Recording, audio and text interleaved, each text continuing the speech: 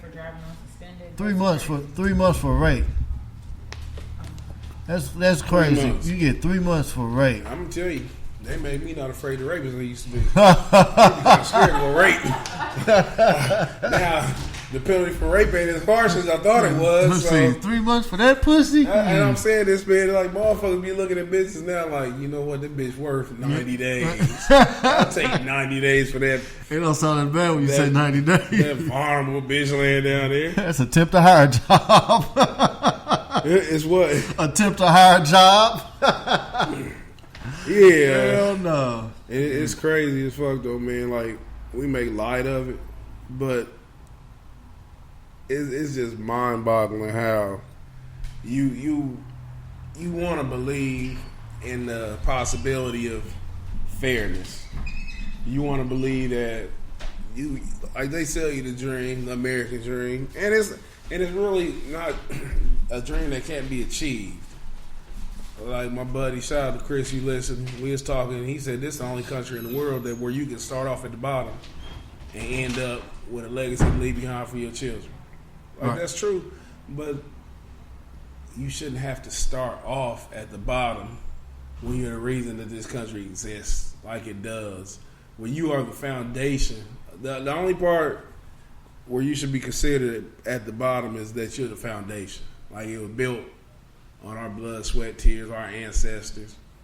And we shouldn't have to continuously and constantly prove ourselves and reprove ourselves that we fucking human. Right. Like all we doing, like we and I don't, and that's what we need to stop doing. We need to stop trying to validate ourselves for white people. We need to stop seeking white validation.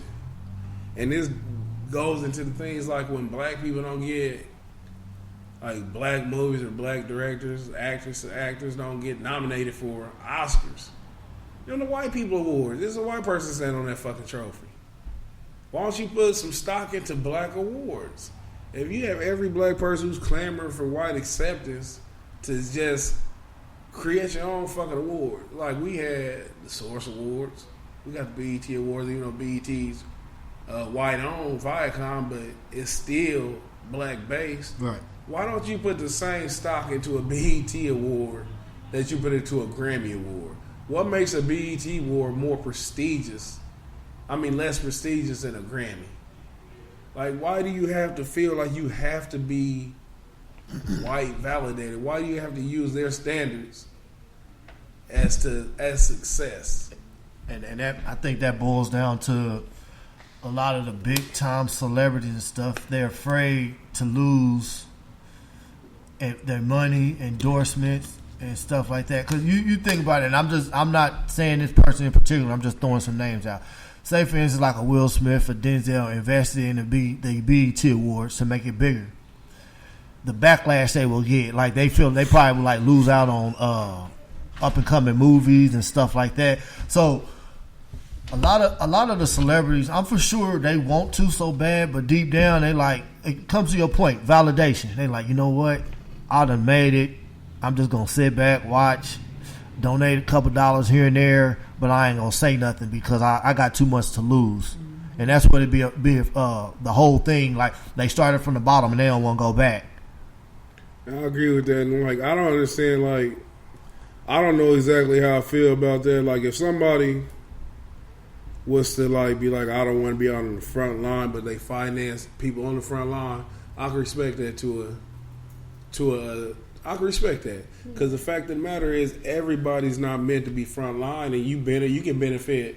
Like just say for instance, if Will Smith was like, look, Bo, I got these movies that I'm trying to get done, I got my family to take care of, and I really feel what you're saying. Right. I just can't put myself out there right now, but this is what I can do. I can finance you and put you in a financial position to where you have a larger platform to where you can speak out against these things. If you do something like that, I have nothing but respect for that, because you have to be strategic in everything you do. Like we always talk about, like we get the outrage when the police kill these black kids. and it's a knee-jerk reaction when I say things like, we gotta kill these motherfuckers. You know what I'm saying? We're gonna shoot the first fucking policeman we see. That's knee-jerk. Right. It's not strategic, it's not smart, and it's not progressive. It's like it doesn't do anything. Emotional decision. Yeah, it's very emotional. It's not strategic. You have to be strategic in things like this to where you have to have people in different areas doing different things. You have your people who organize.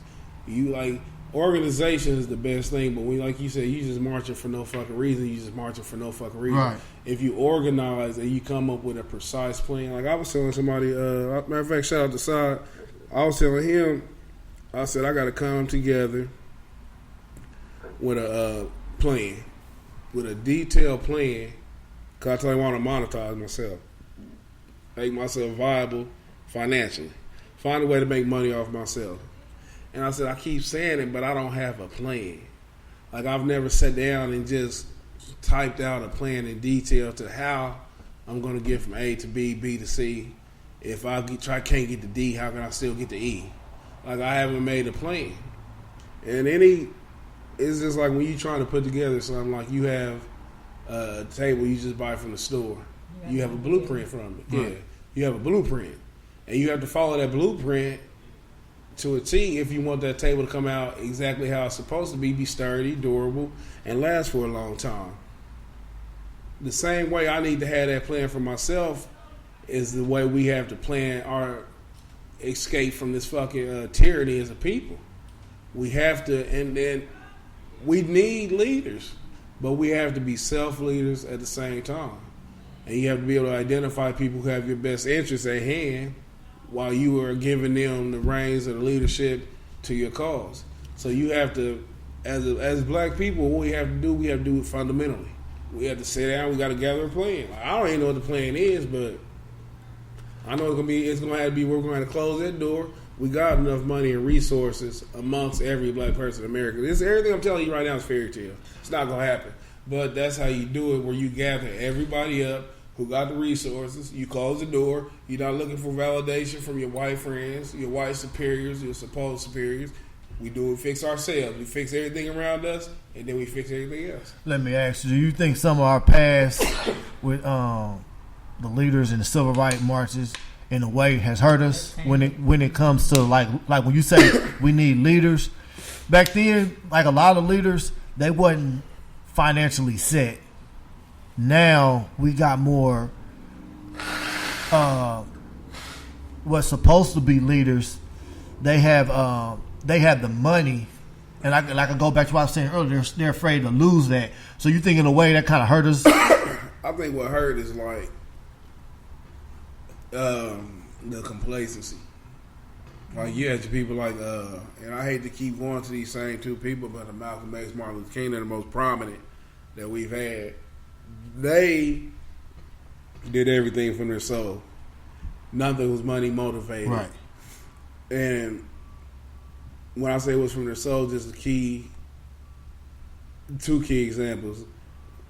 Martin Luther King was threatened by the FBI that they would expose his infidelities, him cheating on his wife.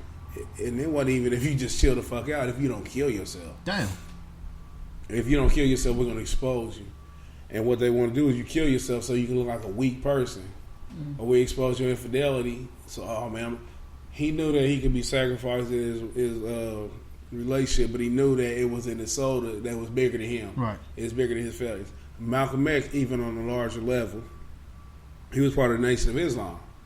And they frowned upon any black person who was a leader who wasn't part of the Nation of Islam. Malcolm X, he saw the plight of black America being so much deeper than religion that he softened his stance against the Martin Luther Kings, Robert Abernathy's. What he did, he said that he was willing to work across religious barriers to help to apply to black people, no matter what your religion was. You getting fucked up if you're a Muslim. You getting fucked up if you're a Christian. You getting fucked up if you're a Buddhist. Right. We got to quit getting fucked up. Right. You know what I'm saying? It don't matter. Obviously, they don't give a fuck about what your religion is. So he was able to just put religion to the side, or that was his goal, to just simply help Black America. So when you talk about the money, and like I don't really like to slander people, but if I'm gonna speak what I feel is the truth, you have your people like your Al Sharptons, your Jesse Jacksons, who are bought off. They pay. They work for who they work for. They're crisis. They're damn near crisis actors where they're bought in. You see Al Sharpton, he don't take on low level, so to speak, issues. Like he'll never come into the black community and talk about blacks killing blacks. Right. But anytime there's an issue where you can race like fucking cause any kind of dissension between races, he's there, front line. Whether it's a woman falsely accusing white boys a duke of raping her, right, or any situation like that, he's there. And you have to ask yourself, why is it so convenient for you to be there? And then these motherfuckers are getting through like decades, and then like the only ridicule, if you think about it, the only ridicule Jesse Jackson and Al Sharpton get is from us. We the ones who critique them. We're the only critiquers. You don't see people on TV talking about bad about Al Sharpton. What about Colin Powell? What about him? We don't talk bad about him either. He was just a secretary of state. He was never a civil rights leader. He was the first African American. Talk to the mic. There's a lot of firsts. Talk to the mic though. Like, I mean, he's inconsequential to what we talking about. Like he's never been a front line. He's never stood up. And that's what makes it sad about Al Sharpton and Jesse. They went through it, so you would think they would have a better understanding because they went through it with Martin Luther King. So it ain't like Jesse was at the assassination. Jesse did it. It's funny because like there's an article that just came out on Counter News where they said that he was a CIA operative during that time, which I don't know how true that is, but it wouldn't shock me. But the funny thing about it, what you said, which would lead us back to the Colin Kaepernick thing. You talking about how Jesse Jackson went through it. Right. They asked Cam Newton, who I affectionately like to refer to now as Coon Newton, how he feels about the whole Colin Kaepernick thing. I seen that. And this goofy brain fucking jigaboo ass nigga said nothing. No, he said he said something, but he said nothing. Go ahead. He said it's just 1/8 of the skin, like 1/8 depth. Like he talking about the depth of your skin. Was we all the same color on the inside? Right. We should all just basically get along. You black Somebody bitch. told him to say that. Yeah, he said that because he too goddamn stupid. Even though Right. that shit, I didn't know that was how far I got to get to the next Your level. epidermis, Yeah, you don't know the layers of your skin. you know the depths. The depths. I mean, Yeah, that's the okay, layers. now when I The get to diameters, you how much? mean? No, He I said depth. one. You And Google that. No, I said depth. And You might have Googled that right before. from the epidermis to the dermis, how much space is? And then there's the dermis. So there's I three said layers. epidermis to the dermis. But there's 3 layers. What's the third one? The dermis, the epidermis, and what's the Google third it. one? But I don't know. All I know is when I cut myself, I bleed. So he said all this clever shit. I know you can get split to the white meat. I know you can get split to the white meat. Next time I cut myself, I'm gonna examine the layers. Damn, I got cut to the epidermis. I got cut to my white man meat. But he right straight up. I'm white. He was just like The you. white man But felt this it. is what I'm saying. Like you've been at this point, Cam Newton. Couple months ago. Cam Newton's the fucking best quarterback in the NFL in my mind. He's what? Best Mine quarterback. too, since Peyton's gone. I didn't say favorite. Peyton Manning ain't been the best for the last 6-7 I years. said the best since Peyton left. Peyton Manning was fucking terrible last year. Okay, so And the they year staged before. his last game so he could win. Okay, I'll go with that. They No. staged it. Von Miller won the Then Super Cam Bowl. Newton, No, Cam Newton got fucked up by Von Miller. But anyway, politics. Defense win championship. what's politics? Hold on. They wanted Peyton to retire as a winner. So, that's the case, so they made Cam Newton keep getting sacked by Von Miller. Mm-hmm. How they do that? They pay people. It's money. It's a lot Yeah, of Von money Miller get paid to exchange tackle that when it nigga. comes to the game. Von Miller get paid to tackle. And- That's the only nigga who got And paid. they, just like games be set, it's not just in the movies, it's in real Okay, life. because shit, you might be telling me some shit I don't know, so I'm just gonna dismiss you. Exactly how did this work?